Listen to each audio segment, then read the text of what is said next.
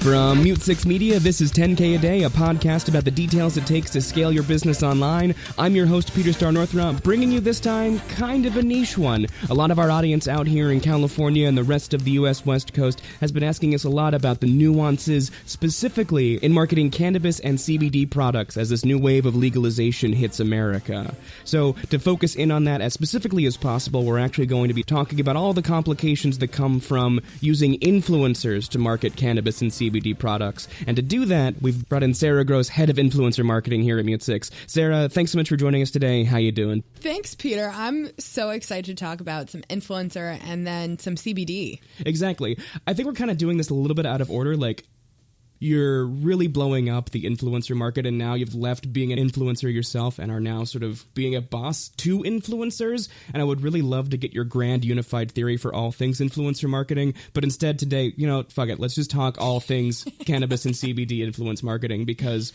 we can talk a lot about the foundations to influencer stuff later on in a much more in-depth episode. Yeah. But this is something that I'm seeing a lot of folks try to figure out and completely fail at, because cannabis and CBD just add this whole new wrinkle to the influencer space. So what I love talking about first is just the complicated things, so it helps us get at the more foundational stuff later. So just take me through this in terms of the beginning foundations of using influencer strategies for e-commerce, CBD, and cannabis, because it's already really difficult in terms of doing any of this cannabinoid stuff on the internet. So what sort of high-level complications do CBD and cannabis brands need to deal with when they're beginning to think about not only selling online, but getting into that influencer space? Sure. So especially right now, CBD and cannabis is such a new industry, being legal. And so there's so many rules and regulations depending on what state and what county, and it has been really difficult for brands to go more of a traditional digital marketing route using Facebook ads, Instagram ads, even Google. It's been so difficult. And so once you can own content and own the accounts that you're using, it's really easy to do some marketing. And that's where influencer marketing comes in, is these influencers own their content. They own their audience to an extent. It could be ripped apart from them at any point, but it's a way more reliable channel to do digital advertising, especially for CBD and cannabis, than it is for Facebook advertising and traditional digital marketing.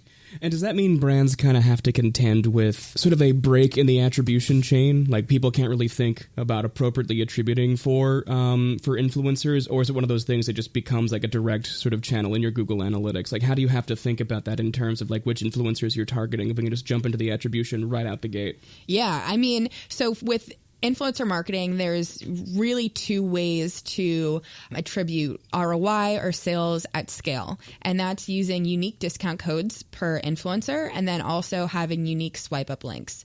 The swipe up links could embed a discount code within, but the attribution is just what people are using these discount codes, that you can go back and say, oh, I gave this code to this influencer. So we use a dashboard coming from grin.co that gives us all this information. It pulls all the Shopify information out of their dashboard and gives us a beautiful database and analytics spread of even down to the influencer, like how influential this person is, how relatable are they to their audience, and XYZ. And so that's how we've been able to attribute not only content, but then sales as well. No, I can get behind that. And I want to talk for days about Grin. That's not going to be this episode. Check a couple episodes down the way once we start talking about sort of the grand foundational theory to influencer marketing that folks like Grin.co bring to the game. But before we get into that, one thing, as we talk about CBD, as we talk about cannabinoids, Shopify doesn't let you sell oils and what have you on their platform because of Stripe, right? Yeah, it's interesting. So you can have products that are for like gels and for your dogs, whatever it is. But when it comes to the actual CBD oil, Shopify, I believe, is okay with selling. It's actually their payment processor who is not on board with it. Gotcha. And so it kind of like, again, it's a battle of who has the highest authority. And right now it's Stripe Shopify uses as their payment processor. Right. So it's one of those things where the back end of your e-commerce actually becomes a little bit more DIY, correct? Yeah, and I see a pretty big trend, especially with fitness brands, and CBD came into that category where there's a lot of drop shipping. And so Shopify is a really great platform for drop shippers. It's really affordable. There's a lot of preset templates where you can just find products and start selling literally in the same day. Right. And so that's kind of come up with CBD as well, where a lot of these smaller drop shipping brands are finding these big manufacturers. They're selling the exact same product. But then again, it's like, okay, how can I distinguish my brand that people will choose me versus the other hundreds and thousands of other drop shippers with the same products? Exactly. And that's coming into like setting up your brand character and going out there and being in places where people already are, which is why influencer marketing is so powerful. It's people are already on Instagram, already following these people. It's much more organic. It feels way better, both as a direct buy and branding game. But I think another complication is a lot of these influencers are very, very obsessed with their personal brand. So as you're going out selecting influencers specifically in the cannabinoid and CBD space, like how are you thinking about what kinds of influencers work? What kind of products can you even send? Like, can I just send a Bliss pen to an influencer? I literally just moved here from the East Coast. Legal weed completely boggles my mind. So forgive me if I'm asking like baby math questions, but that's where I'm coming from. That's my operational standpoint right now. No, it's a great question. And a lot of brands, like we're able to kind of use their follower list and their email list and even past purchasers to find and identify influencers. But for that question specifically, it has to come down to content. And so that's how these CBD brands are differentiating themselves, is they're taking the influencers with the most beautiful content, the most, I like to call it thumb stopping, where it literally stops you in your tracks and you have to see it to really like believe it and understand it. And that's the power of content. And so when you're finding influencers to promote CBD brands, the best advice that I would give is use a product that is entry level. So maybe it's not an oil, maybe it's CBD for your dog. Maybe it's some gel that works for physical trainers. Maybe it's like a candle that just has like CBD infused into it. I would start with the smaller low-hanging fruits. And then as you understand that they're CBD users, they're interested in what the benefits are, then introduce your bigger products. Maybe it's an edible, maybe it's an oil. And as you sort of send out these foundational products, as you sort of get the foot in the door with these people with the thumb-stopping content, first of all, just making sure as we sort of filter around the kinds of folks who are worthy of our influencer marketing and those who are not, is it sort of a quantity versus quality play? Like if they're doing a post like once a week, but it's just astonishing, do you send stuff? Or is it one of those things where like you just have to send to people who are constantly growing and doing that sort of like one post a day, 2 posts, 3 posts a day? Like, is that overthinking it, or is there sort of like a math there when you're thinking about who you're going to make your influencer gamble on? Oh, there's definitely a really big strategy behind choosing the right influencers. And a lot of it has to do with their actual followers and then the accounts that engage with their content. And so we take all of the influencer profiles and run them through a scan to verify that these are real people and these are real accounts that are engaging with their content, because otherwise you're not going to make the conversions. A robot will not give you their credit card number. And then you also have to kind of take into consideration their location. If they're I don't think it'll give you enough details as to what state they're in, but maybe it's half of them are from some random country in the Middle East. They're probably not going to buy your CBD. Probably never, too, yeah. But it's one of those things where it's not even figuring out where those people are in the world, but it's where their followers are, too. It's like the very first foundational thing is, are these people legit or are they robots? And are like they getting sort of artificial follower counts? So when you're thinking about that base level is, are they real? Once you have sort of that pile of folks who are definitely not robots, how do you tell brands to think about, okay, so this person has this number of followers, but they're growing at this rate, so they're the most valuable? Is there an algorithm that you point at, or is it going to be different on a brand by brand basis? For that one, it's different brand by brand. So I'd like to think of influencer marketing as a two-part strategy. So one is the growth. You have to be able to validate their followers and engagement, location, whatever it is. And then there's also the content part. And it's really depending on what your strategy is, because you can use influencers to get that organic reach, but then you can also build out an email list specifically for influencers and use that user-generated content in the email to make it more believable, make it more relatable, and get those influencers excited and give them more ideas based off of other content.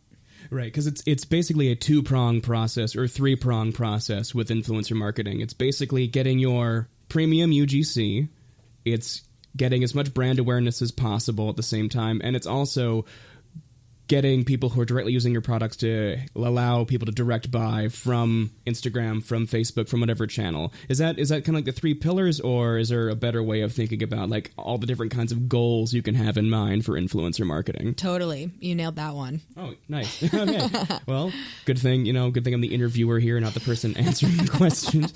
Should set this up a little bit more so I'm letting your thought process shine through. Forgive me. When I'm thinking about that, though, so when you are starting out, because there's so many brands who are just flailing in the influencer space right now, people who are at that growth stage who are just like, just throw money at it and hope for the best. When you're thinking about folks who are being very thoughtful about their brand, really serious about making that growth happen, but just not super sure about the first step to take, is there any sort of like recommended pillar to start out? Is it going to be just all UGC right now, or is it something where you're just getting your brand out there? Sure. So, I mean, UGC is a lot. It's the play for the long term. Mm-hmm. You can use it whenever you want for whatever reason. And so what I do actually is when I work with a brand, I actually take their following count, their followers, their email subscribers, and their customer base and say, who are my most influential followers? And that's the best low-hanging fruit advice that I can give you is these people are already familiar with the brand. They probably know a few benefits of the products that you sell. And so there's really no better advocate that you can start with than the people who will actually follow your brand already. Yeah, exactly. And it's one of those things where we as a society have a really bad habit of talking about things as very black and white. Like you're either an influencer with like 150,000 followers minimum or you're not. Whereas in the real world, it's actually always on a spectrum. There's always a gradient of influential potential. I'm going to cut that because that's the grossest statement I've ever made in my entire life. There's always that potential to be an influencer. Like even somebody with even 10K followers, like at that beginning point, if they're already following your brand, is hugely valuable. Is that a good way of looking at it? Yeah, and I mean, there's one influencer in particular that just stands out. We gave her a discount code. She had just over 9,000 followers, and to this day, she's ranking in sales every single day. I think we're up to maybe 35 or 40 purchases just from her. And these are not like small purchases. These are people buying multiple products in their shopping carts at once. Right. Because in e-commerce in the past decade, the single most important factor has been word of mouth in terms of getting people to come back, having those high LTV customers. And what I love about influencer marketing is basically just building its own word of mouth for you. So I love thinking about this in terms of sales, but as you are also starting out, it's one of those things where another major goal you can have is making sure that you are building out that email list. So how do you structure these initial product sends so you get people to get on your email list? Because as a CBD brand, you're probably not going to be direct selling. You're getting people on your email list, getting them to a store, or getting them, to a point where you can validate them and make sure you can actually ship them, or whatever it is you need to do as a CBD/cannabinoid brand. So when you're doing that email list play, like how does the content look? How does your discount code factor into that, and how does attribution play into there? Totally. So there's 3 ways that a CBD brand can really do digital advertising, and it's influencer marketing, email, and then native ads. And so the big part of this is for retention. So for for influencer marketing, it's all maybe the first introduction to your products. With email marketing, you capture them. And so you can use influencers to build email lists. We have a number of different tools that we use to do viral referral marketing. Mm-hmm. And so when an influencer gets maybe 5 email addresses, they get a tiered bonus. And so that just grows and grows and grows. And then you can can directly use those email lists. Since they opted in, you can add them to a subscribed email list. Keep on sending them content. Use the influencers that they already know and love that preach for your brand, and retarget them. Exactly. And to go back real fast to selecting your right kinds of influencers, let's really define our terms there in terms of, as a cannabinoid brand, I want to make sure that I'm finding the right people. What are the broad categories of influencer types I can be looking for? You mentioned pets, you mentioned fitness. Are those the two categories, or is there a way we can think about that with a little bit more nuance as we're finding the right people to send our products to? For CBD specifically, sure. So you have those natural, holistic people. You have pets. I'd say a lot of athletes and fitness trainers. And then you also have a lot of entrepreneurs, business people, even students. Which might get a little bit tricky, but when you're in college, I've been seeing a bigger trend, especially with CBD on the East Coast in New York and Boston, where there's a huge pop of CBD users in college. And then, of course, there's a huge boom on the West Coast, especially in California. It's no secret there's a lot of CBD brands popping up all over the place. And so if you think about the physical stores where they sell cannabis, it's usually in really high, busy places where a lot of businesses are booming or a lot of schools are emerging. So that's one of those things that kind of gets into what you really need to think about as a CBD brand trying to break into this e-commerce space, because it's not necessarily, I just can make this cool oil and like sell it. It's let's find the actual niche you can fill and expand from there. Like your ultimate goal as anybody making cannabinoids is to sell everything, but you should pick your niche product first, correct? Is that a way of like building your digital identity out there? Totally. And that again has to do with a lot of content, like you said, branding. It's about finding your niche, and it's okay if you have one niche right now, but that's going to get you in the door. Once you find that really cheerleader type of customer base, that's when you go in and you explore other avenues for CBD. Start with maybe pets, then go into more health, then go into, focus. It just gives you an idea. And since CBD is pretty much the same all across the board, it's just how can you rebrand and how can you reutilize what you have? Exactly. The smart brands are going to be constantly evolving, because a lot of folks who get into the cannabinoid or CBD space, like a lot of us selling these green products, had to do a lot of homework on the front end, and so we have just so many different categories to sell, and too many of these brands are getting to this moment where they're selling everything at once, and the whole issue with our attention economy right now is there's just no focus. So if you do not have this single-minded focus on a single product right now, you're going to kind of stumble over your own success in terms of getting your products launched. I want to keep moving down the influencer side of things. So as I start sending out, I've found sort of like my niches. I've figured my life out. This is what I'm going to focus on for this quarter, maybe this month, maybe this week. I don't know. Depends on how fast you want to play your e-commerce game. As you're doing that, how do you begin pulling the levers? How do you cull people who just aren't working? How do you give people second chances? How do you try to solidify a stronger influencer relationship with people who like the 9,000 followers who has 35 sales a day? How do you begin sort of optimizing from there once you've set your foundation? Totally. And I would say you have to think about what the foundation is in the first place. Right. So if you're sending out a message, I like to use email as my main form of communication with these influencers. So when I send out an email, I really, really hype them up about their content. Because again, the content is what makes them believable. Then if it's an initial list of influencers where I pulled all my following, I can say, maybe you've tried my brand before. Maybe you'd be a good fit to work with us. You kind of have to pepper it in and not make it super transactional. I become their really good friends. I become sometimes I become their therapist. They are working with so many brands and they're, so busy, and I'm just there to tell them, everything's all right. Let me give you some products, and let's start with that. And then it's always the follow-ups and the communication after. So checking in, did you get your products? Do you want the tracking code? Whatever you like, whatever makes you feel comfortable working with my brand, that's what I'm going to do. And then once they get your products and you've confirmed, well, okay, how long does it take for you to create some content? Do you want to go back and forth with strategies? It's not an easy game. It's not a set and forget kind of thing. But what this does in the end game is turn these influencers into your number one brand advocates. Yeah. They turn into kind of like a more well-known term is affiliates. They're constantly posting. Sometimes we work with a lot of influencers who actually don't ask for a budget or some compensation right up. They want to get to know the brand. I want to get to know them. I want to know how well their audience reacts with the products that I'm giving. And then also, how do I like have a follow-up? Okay, next time let me pay for XYZ, make some beautiful content. I'll like throw in a budget, whatever it is.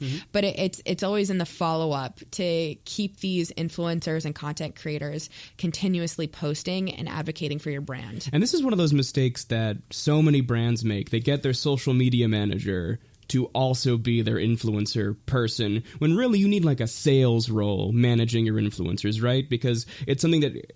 Is there any success in starting an influencer relationship via like DMs, or is it always going to be email? Like how do you sort of begin that conversation, especially when you have as kind of concerning a sales process as green selling? If you think about it, a lot of these brands have a few thousand followers. And if you want to reach out to influencers and see an impact with it, you have to reach out to influencers at scale. You have to have multiple people posting about you every single week for a while before you start to really see impact. And so to do that, I like to use email just because it's reliable and I can automate it.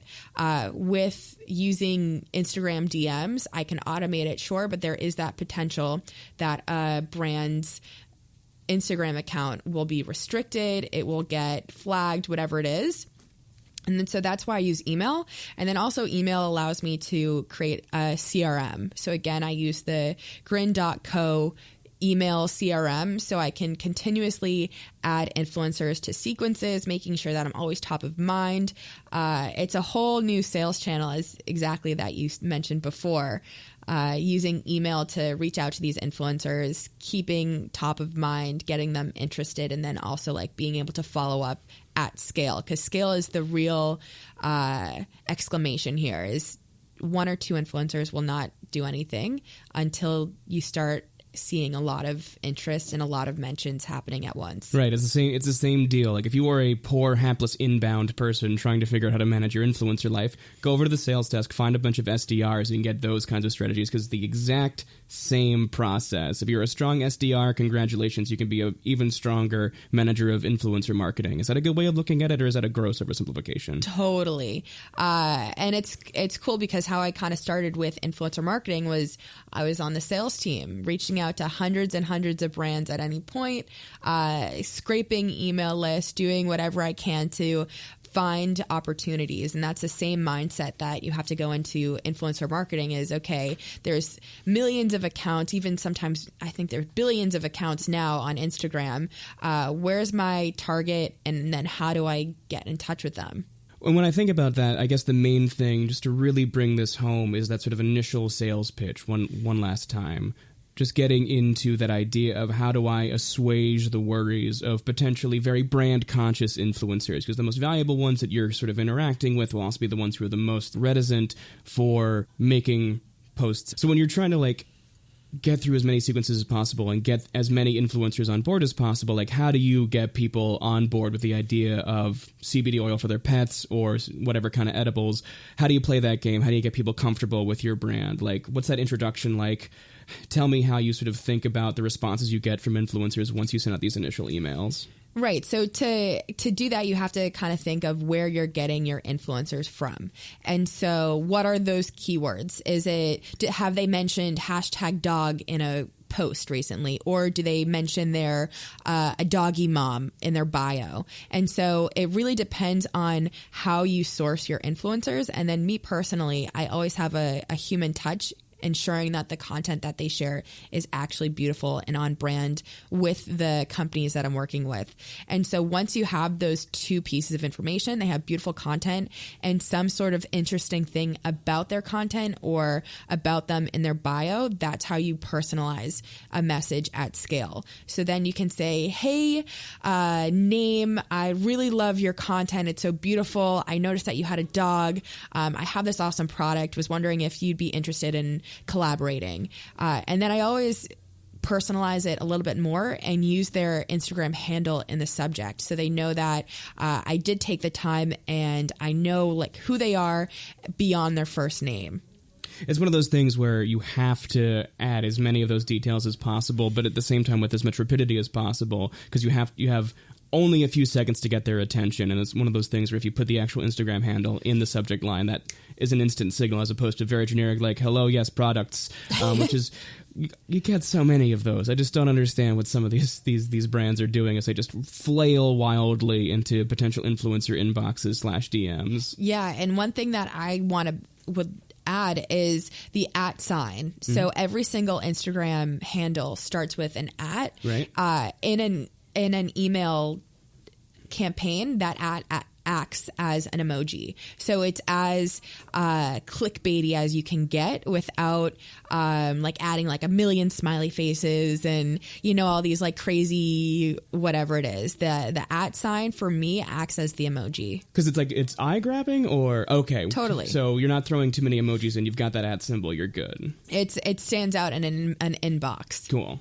So we're hitting time real quick. Is there anything about this that we didn't cover or you have any final thoughts for us?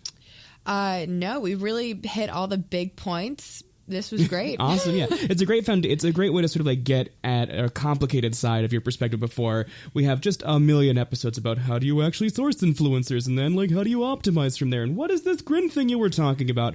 All of that, friends, is coming soon. I'm so excited to get more into sort of your grand unified theory of getting influencers to work for e-commerce at scale. But for now, that's a really solid look into all things CBD and cannabinoid. Sarah Grosz, thanks so much for being on today. Hope you have a great day. Thanks, Peter.